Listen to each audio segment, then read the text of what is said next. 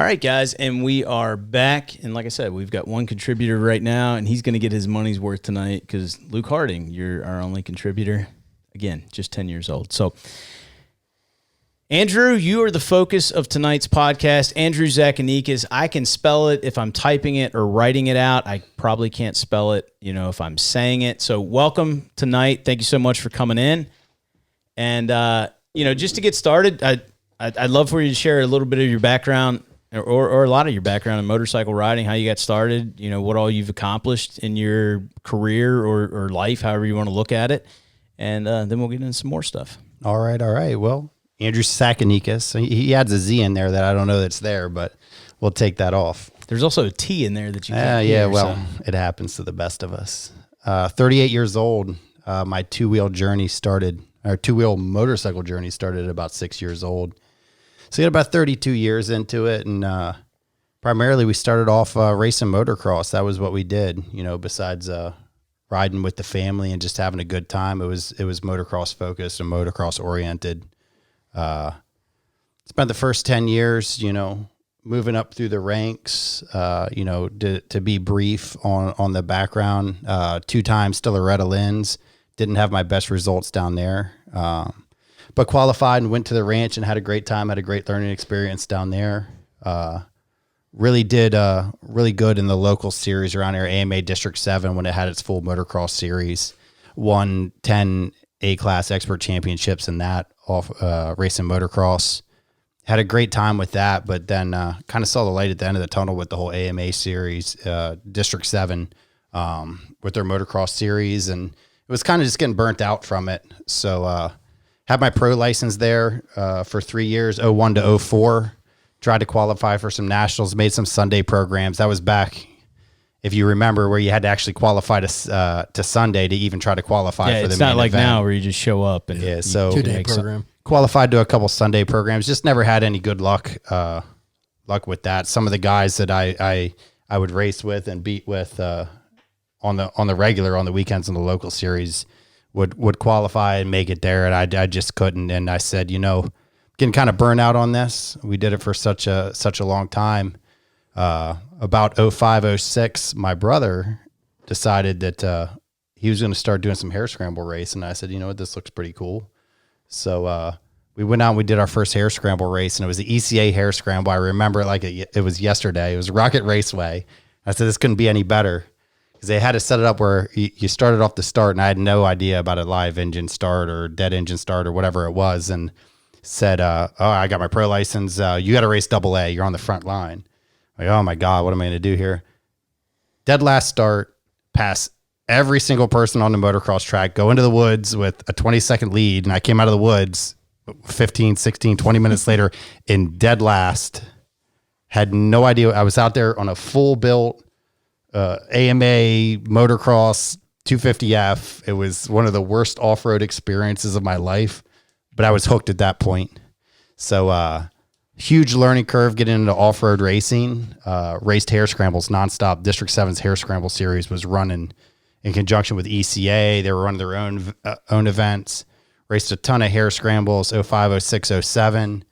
And then jumped into the enduro scene. Chris Borger, a local AMA hare scramble rep, District 7 hare scramble enduro rep, said, let's do this. Come try an enduro. Got into that and got hooked on enduro racing there for a while, and had some good success. 3rd overall in the ECA series in 2008.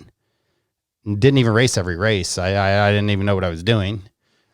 Came back in 09 and made it through 6 races before a season-ending knee injury. But before the 6 races were over, I think I had brought up about a 40-point lead, had won multiple events, and was well on my way to what I really wanted, was that ECA number 1 plate, but never got it. Had a great time with that. And then got into having kids. And that's the big story and what we're going to talk about the most. That is the big story.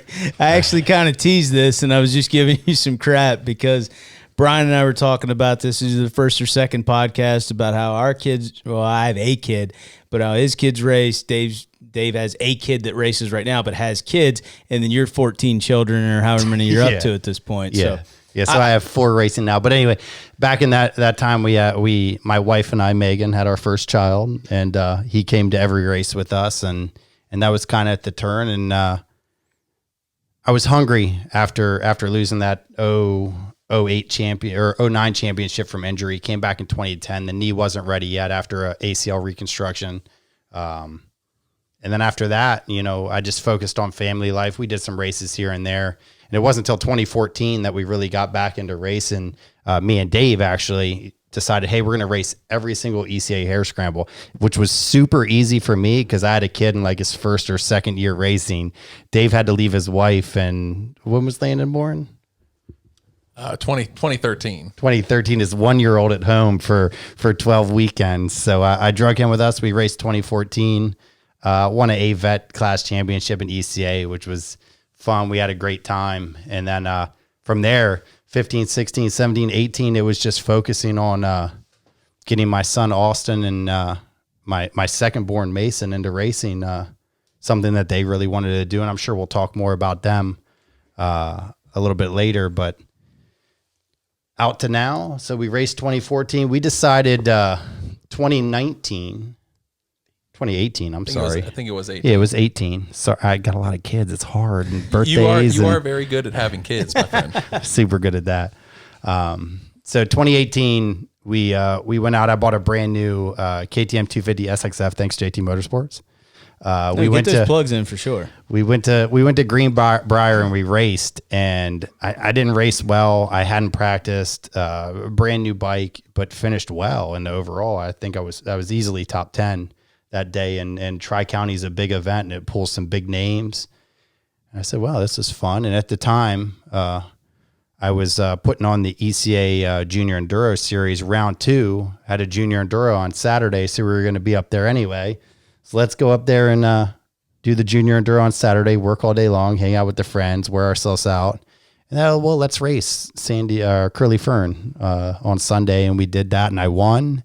And from there, it was like, you got to keep going. You got to keep going. I got suckered in by all my friends, and we raced that whole series. Came up short, got second overall in that series, but had a great time. And from there, I was like, man, I can't race a whole nother series, because we introduced some new racers, my daughters, into racing. I said I got to focus a little bit more on that going forward. And that pretty much brings us right here to this year. 38 years old, married for almost 12 years. I have 4 kids racing motorcycles, and it is unbelievable. So I remember that 2018 season, because I think we were out at the farm that one weekend that you guys took off like early in the morning to go get out to that enduro race, and all of us got towed out by tractors because it was muddy as hell and we couldn't get our campers out. I do want to go back just for a second, because you mentioned Loretta Lynn's, and I don't know if everyone listening realizes what a big deal Loretta Lynn's is for amateurs. So will you touch on that just a little bit? Yeah, Loretta Lynn's is pretty much the mecca for amateur off-road racing, from, back in those days, shaft drive PW50s to your pro sport classes. That is the number one amateur event in off-road in motocross racing.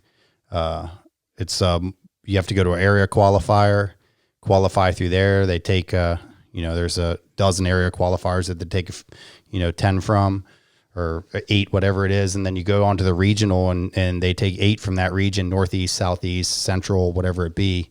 And that's it. The cream of the crop goes to Loretta's. You got a 3-moto format down there. It's in the middle of the summer. It's the hardest racing that I've ever done. I went one time with Epstein Barr from training to go down there and try to get some good results. Just sick as a dog. We went anyway. Horrible results, but had a great time. The time prior to that, 1996, when we went down there, I think I went like 16, 18, and then a DNF from a first turn crash that had cut open my arm, and the AMA official wouldn't let me go out and finish that moto because of the amount of blood that was coming out of my arm. So I almost had me a top 20 down at Loretta Lynn's, overall finish, which is good to say, hey, you're top 20 in the nation at 13, 14 years old. But it didn't happen. Ended up with the number 32 both times, even though, I went DNF in the one moto, and I finished all 3 of the motos the year that I was really sick, but 32nd twice. I'm proud of it. It was a wonderful learning experience. If you ever get a chance and you're a motocrosser, listen to this, you got to go. What a good time down there.